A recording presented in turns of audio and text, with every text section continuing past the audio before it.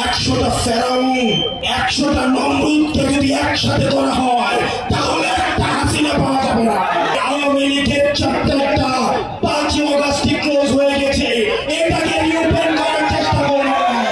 বাংলাদেশের রাজনীতি এই ভূখণ্ডের মধ্য থেকে নির্ধারিত হবে, বিদেশের প্রেসক্রিপশনে বাংলাদেশের রাজনীতি নির্ধারিত হবে না। আওয়ামী লীগ শুধুমাত্র ক্ষমতায় থাকাকালীন রক্ত বিষয়টা এমন নয়।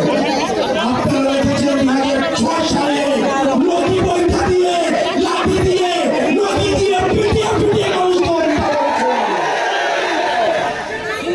সর্বপ্রথম আপনারা জানেন 2009 সালে বাংলাদেশের ফার্স্ট লাইন অফ ডিফেন্স ভারতীয় আগ্রাসন বাদের সহায়তায় আওয়ামী লীগ হচ্ছে ভারতীয় এক্সটেনশনের একটা ইমপ্ল্যান্ট একটা দল। ভারতীয়দের সহায়তায় আমাদের দেশপ্রেমিক বিডিআর সৈন্যদেরকে পিলখানাতে নৃশংসভাবে হত্যা করেছে। আওয়ামী লীগের অপরাধের ফিরিস্তি যদি দিতে যাই, ইতিমধ্যে আওয়ামী লীগের অপরাধের ফিরিস্তি অনেক দেওয়া হয়েছে। আমরা সহজভাবে যদি বলতে চাই, 100টা ফেরাউন 100টা নমরুদকে যদি একসাথে করা হয় তাহলে একটা হাসিনা পাওয়া যাবে না।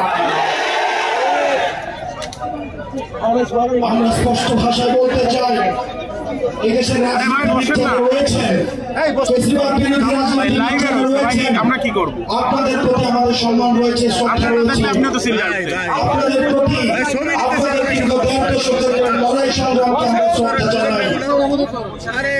একই সাথে সাথে এই জিনিসটি আপনাদের কাছে আহ্বান জানাই, এই আওয়ামী লীগের চ্যাপ্টারটা 5 অগাস্টে ক্লোজ হয়ে গেছে, এটাকে রিওপেন করার চেষ্টা করুন।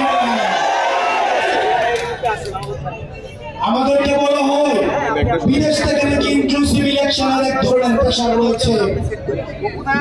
2014 সালে যখন বিএনপি নির্বাচনে আসা যায় তখন ইনক্লুসিভ ইলেকশন কোথায় ছিল? 24 সালে ইনক্লুসিভ ইলেকশন কোথায় ছিল?